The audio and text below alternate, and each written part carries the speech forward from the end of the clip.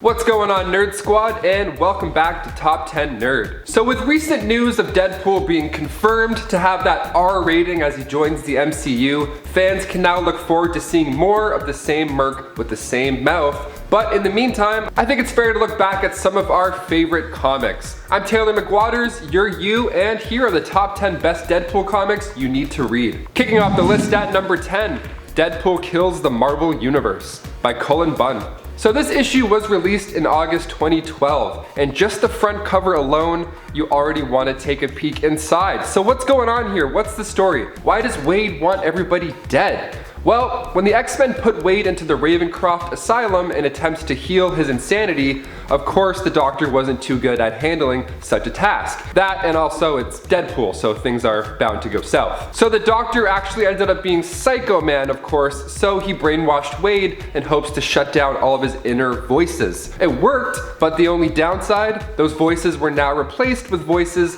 that were encouraging him to, you guessed it, kill everybody in the Marvel Universe. So right off the bat, this series draws you in. It opens up with the Fantastic Four facing off with Wade, literally facing off. Reed Richards' face is all rubbery, it's melting. Sue has to watch Deadpool kill Johnny before meeting her own peril, and then that's just in the first few pages alone. And then the Watcher is here as well. He ends up taking us back to the beginning and how it all started with Dr. Psycho and all that jazz. It's honestly a really fun run. I mean, not for the faint of heart, but easily makes our list. And before we go on to number 9, if you guys could go ahead and toss us a thumbs up just right down there below, because it helps us out so much here at the studio. Thank you so much for watching. You guys are the best. Okay, now back to some Deadpool adventures. Number 9. All New Wolverine. So we branch out now to issue 31 of All New Wolverine, written by Tom Taylor and Marco Failla. We see the pairing of Deadpool and Gabby / Honey Badger. So Gabby is out to try and save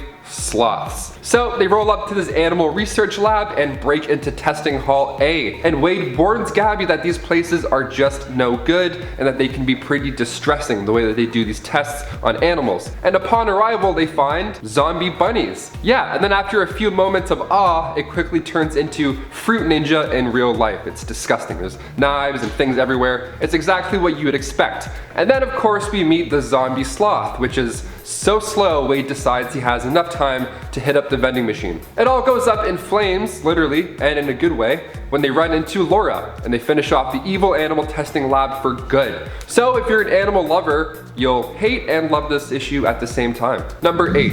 A Kiss, a Curse, a Cure. So this story comes right from Deadpool and Death Annual 1998. So at first Deadpool didn't have a backstory, right? He was just this mercenary, and now he has like many backstories. He has like 5 backstories now. And amongst them is this classic. Bringing in a lot of the same bells from the 2016 Deadpool origin movie, we see Wade as a mercenary who gets diagnosed with cancer, so he joins the Canadian Weapon X program in order to attempt to heal him from said cancer. Now, of course, he ends up getting the healing factor, making him similar to Wolverine. Now, this of course is said to affect his brain, hence the crazy thoughts, and of course death. There's a lot of death goodness in here. See, we didn't get to see her in the movie, so if you feel like you want a little more weird sprinkled into that origin story that we saw in the movie, A Kiss, a Curse, a Cure is a must read and a good starting point. Number 7. The Good, the Bad, the Ugly. Deadpool Volume 3 issues 15 to 19. Created by Posen and Duggan, we find a little more heart in this Deadpool story.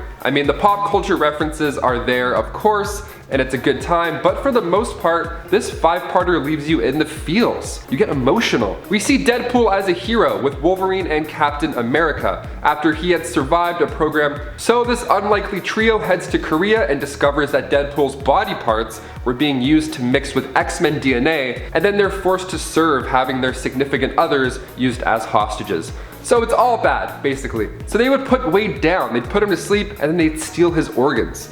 Nasty stuff. So this man named Butler behind the whole operation is trying to do the same to Deadpool. And the connections between Cap, Wolverine, and Deadpool here are enticing. There's also a moment that goes down as Wade's most heartbreaking moment ever. So it wouldn't be a bad idea to start with this one, because it's gonna be a tearjerker, I think. Number 6, Suicide Kings. By Mike Benson, Sean Crystal, and Adam Glass, we find Wade taking on a job that ends up getting him in a heap of hurt. Because, well, of course. See, everybody is coming after Wade this time around, all over a crime that he didn't even commit. Who framed Wade? Perhaps it was the same person that hired Wade for this initial job in the first place. So mysterious. So this 5-parter keeps the twists coming. He has to play cat and mouse with some of Marvel's finest, like Spider-Man, Daredevil, and the Punisher. Plus, readers are also treated to Wade's behind-the-scenes visit to a controversial TV show called Pain Factor. And it's exactly what you would imagine. It's a great time. It's actually the comic that sparked the Marvel Red Team craze on Tumblr. Sorry, Punisher, you didn't make the cut. Dye your suit maybe, then we'll talk. Number 5. Hawkeye vs. Deadpool. Created by Duggan and Lawley, Hawkeye vs. Deadpool is a 5-part miniseries where we see the Avengers member Hawkeye and Deadpool cross paths during the spookiest season of the year. That's right, this picks up on Halloween in Brooklyn, and we have some stolen classified info that made its way to Wade's bag of candy. And then brainwashed guys come in dressed like superheroes to try and steal it back. So it's up to Wade, Clint, and Kate to keep the info away from Black Cat. Now, I know it's called Hawkeye vs. Deadpool, but it's really not about them fighting. I mean, besides the brief moments that they do. See, Jerry Duggan uses Matt Fraction's version of Hawkeye and Kate. That combined with an appearance of the ghost of Benjamin Franklin, well, we have a pretty solid Deadpool story. Super well written, good time. Number 4, with great power comes great coincidence. Kelly's run with Deadpool is praised by fans, so you'll hear her name a lot in this list. Starting with Volume 1, Issue 11. We open with The Watcher. There is an incident on Earth that requires their immediate attention. An elderly woman whose life is about to be disrupted by none other than Wade Wilson and his sidekick, Blind Al. The pair get sent back in time, and so begins the discussions of avoiding the disruption of the flow of time. We got a lot of high stakes. So Wade disguises himself as Peter Parker, and Blind Al disguises herself as Aunt May. Now, I highly recommend reading Amazing Spider-Man issue 47 beforehand, because it's a lot of fun, trust me. Number 3, The Circle Chase. So back in 1993, Deadpool got his first ever miniseries, written by Fabian Nicieza, at a point where Wade has been featured regularly in the X-Force comics. And it's full of 90s goodness, even the way it's drawn, so 90s, so much fun. Just a lot in it. And it revolves around Deadpool and other baddies trying to recover this ultimate weapon left over after the death of Deadpool's old boss. And one after one, Deadpool is just kicking everybody's ass. While some of these stories are a bit heavier, if you're looking for a bloody good time full of laughs, the Circle Chase 4-parter is where you need to be. Number 2, Dead Reckoning. Deadpool Volume 1 issues 23 to 25. Dead Reckoning has said to be the real climax of Joe Kelly's run, and amped it up for Wade as a character as a whole. So this is where Kelly wanted to take the character all along. This shadow organization is convincing Wade that he will somehow be responsible for saving the world from the arrival of this alien being known as Tiamat. Its plans are to turn humanity into this slave race, and then we get to see Deadpool go from this gun for hire to become a hero for hire rather. And it's actually a really touching story.